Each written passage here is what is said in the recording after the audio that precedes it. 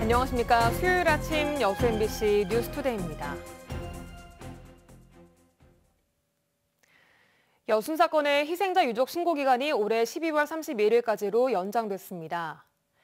행정안전부는 어제 이 같은 내용이 담긴 여순 사건 특별법 시행령 개정안이 국무회의에서 의결됐으며 이는 수영인 명부 등 희생자의 자료 추가 발굴과 진실화해위원회에 접수된 사건 이관 등으로 새로운 신고 수요가 예상되는 데 따른 것이라고 밝혔습니다. 당초 행안부와 여순사건위원회는 지난해 1월 21일부터 올해 1월 20일까지 1년간을 여순사건 희생자 유족 신고 기간으로 정하고 이 기간 동안 총 6,599건의 신고를 접수했습니다. 고령화 시대 어르신이 많이 사는 농촌 마을은 화재에 더 치명적입니다. 소방당국은 야간에도 쉽게 발견해 사용할 수 있는 소화기함을 골목마다 설치하는 등 대책을 마련하고 있습니다. 유민호 기자입니다. 광양 옥룡면의 한 농촌 마을. 회색연기가 단독주택을 집어삼키고 출동한 소방대원이 분주하게 화재를 진압합니다. 보일러실에서 시작한 불은 순식간에 집안 전체로 번졌습니다. 지난달 발생한 이 불로 거동이 불편한 80대 노인이 큰 화상을 입었고 최근까지 치료를 받다 결국 숨졌습니다. 연기가 나는 것을 보고 마을 주민들이 달려가 구조했지만 안타까운 죽음을 막을 수 없었습니다. 노인들 기도 먹고 말을 못하는 게는 없잖아요, 저런 사람들이. 아니 119 소리 해봐야 다 타프로 오면. 고령화 시대, 농촌 마을은 화재에 더 치명적입니다. 소화전 등을 갖춘 곳이 드물고 혼자 사는 노인 가구가 늘면서 이웃의 도움이 없으면 촉이 지나도 애를 먹는 경우가 많습니다. 지난 3년 동안 전남에서 화재로 숨진 사망자는 모두 73명인데 이 가운데 60세 이상이 49명으로 전체 67%를 차지했습니다. 전부 80세 넘는 노인분들만 사시는데 또 여기 보시다시피 골목이 좁아가지고 화재 시 소방차가 전혀 진입이 안 됩니다. 초기에 불을 잡는 게 중요한 만큼 소방당국도 대책 마련에 고심입니다. 전국 최초로 밤에 빛을 내는 반딧불 소화기함을 화재 취약 지역 골목길에 설치하고 있습니다. 화재 경보기와 소화기 무상 보급을 확대하고 해당 주민들에 대한 대피 교육도 지속적으로 강화해 나갈 계획입니다. 태양광 LED를 설치하여 야간에도 식별이 용이하고 부식 방지에 매우 강하고 수명이 깁니다. 고령화가 빠르게 진행되고 있는 농촌 마을에 노인들의 안전한 주거 정착을 위한 소방 대책이 새로운 현안 과제로 떠오르고 있습니다. MBC 뉴스 유민호입니다. 여수, 순천, 광양 행정협의회 정기회의가 어제 광양시청에서 열렸습니다. 이 자리에서 동북권 3개시는 비산먼지 관리권을 지방으로 이양할 것을 정부에 건의하고 자율주행버스 시범지구를 지정하기 위한 논의를 이어가기로 했습니다. 또 동북권 3개시는 여수공항 활성화를 위해 항공사에 대한 재정 지원을 확대하기로 했습니다. 이 밖에도 여수시와 광양시는 순천만 국제정원박람회 성공 개최를 지원하기 위해 각각 1억 1천만 원과 1억 원 상당의 입장권을 사전 구매하기로 하고 약정식을 가졌습니다.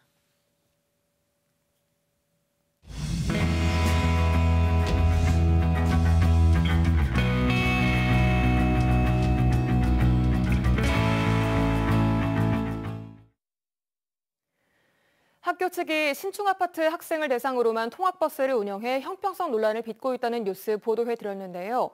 초등학교 통학버스 문제가 다시 도마 위에 올랐습니다. 통학버스 운영을 결정하는 기준이 모호하다 보니 또 다른 차별과 논란을 가져온다는 건데요. 갈팡질팡 일관성 없는 통학버스 운영 실태를 강서영 기자가 취재했습니다. 순천의 한 초등학교 통학버스를 둘러싼 논란이 제기된 건 지난 8일. 다른 원거리 통학생들이 지속적으로 통학 대책을 요구해왔었는데도 특정 아파트 단지로부터만 비용을 받아 버스를 운영해 논란을 빚었습니다.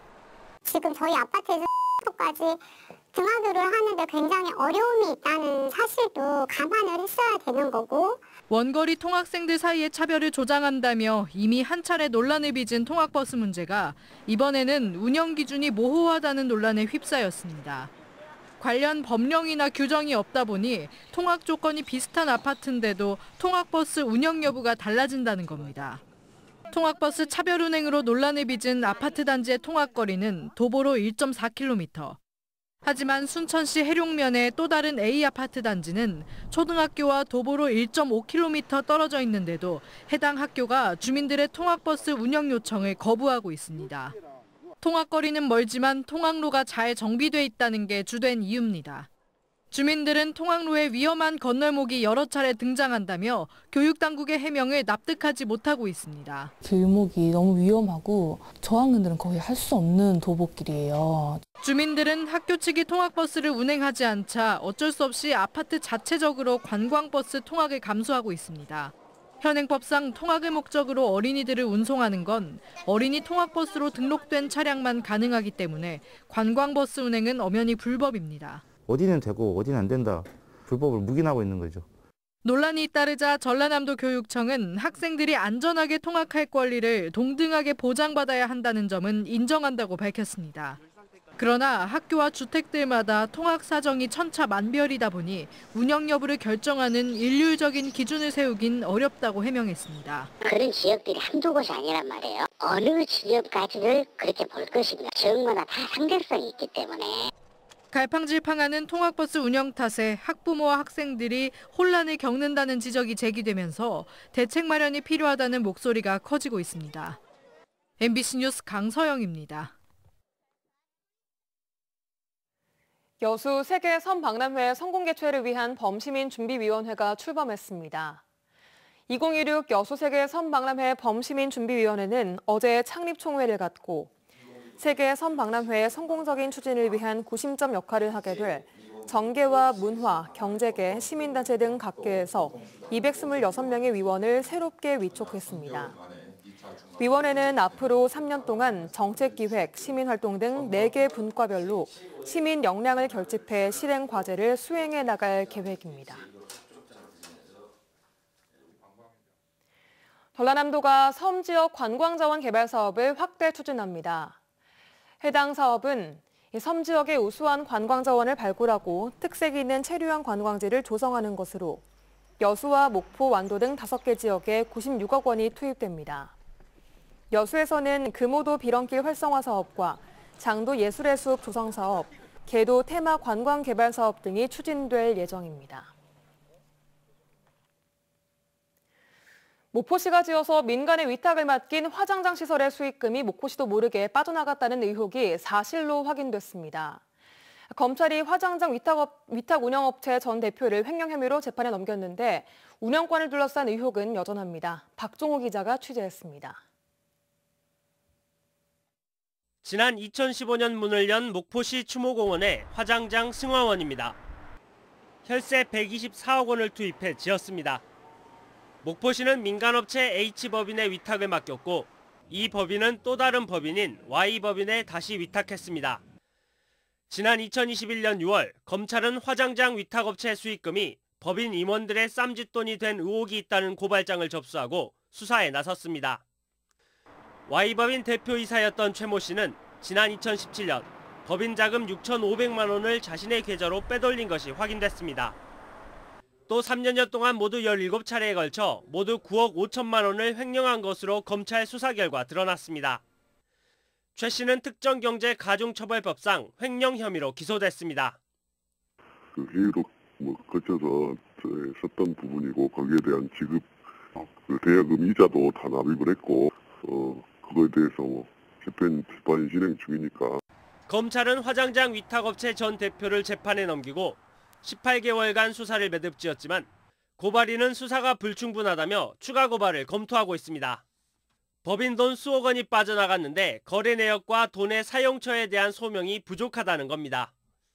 다른 데다 막 투자했다는 겁니다. 그 투자 회사가 무엇이며 어떻게 투자가 됐는지 또 개인 채무가 있다면 그 채무한테 돈이 정식으로 건너갔는지.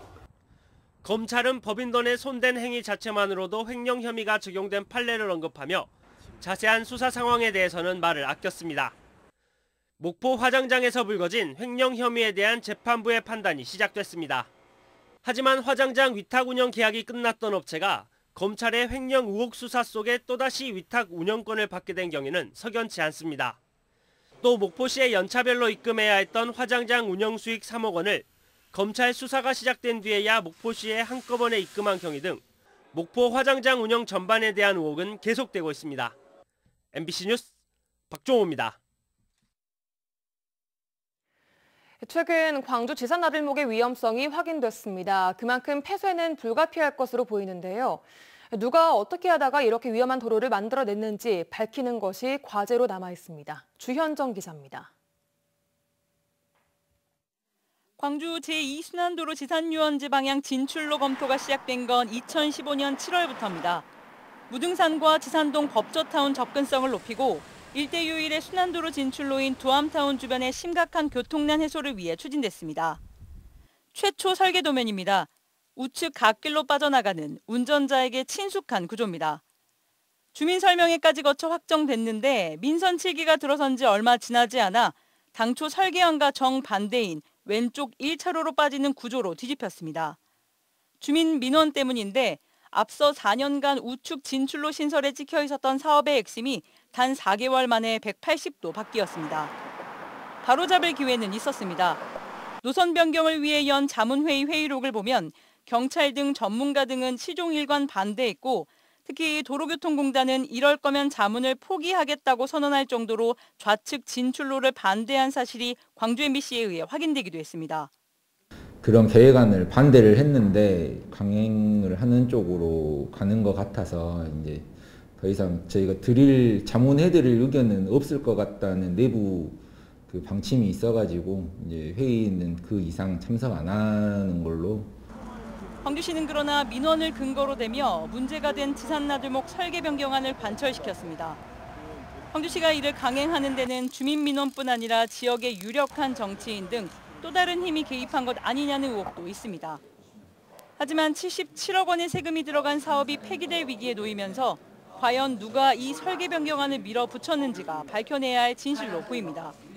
시민의 어마어마한 혈세가 들어간 사업인데 사업 설계 영역에서부터 그런 안전에 대한 진단 없이 들어갔던 큰 문제가 있는 총체적 문제이기 때문에 감사원의 엄격하고 투명한 감사가 이루어져야 지산나들목 개통을 전제로 조선대와 나들목을 잇는 도로공사도 마무리 단계여서 나들목 폐쇄가 확정될 경우 이 도로도 무용지물될 가능성이 있습니다. 지산나들목 폐쇄가 가져올 후폭풍이 만만치 않습니다. MBC 뉴스 주현정입니다. 고속도로 교통사망사고 가운데 절반 이상이 화물 차량에 의한 것으로 나타났습니다.